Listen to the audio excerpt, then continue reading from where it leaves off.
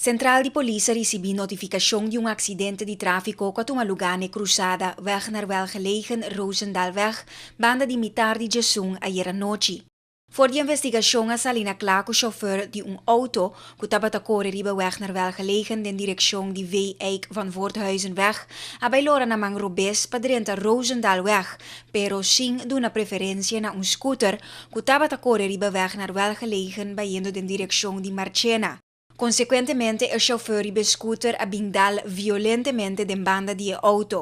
Chauffeur de scooter a queda identificado como Harrison Yanga, nasceu na Corsau dia 21 de maio de 1991. Ela sofre lesão séria na sua garganta e a faleceu na sítio mês.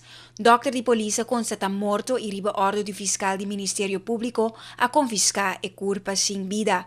Chauffeur de veículo com a causa e acidente aqui a queda detene pendiente mais investigação.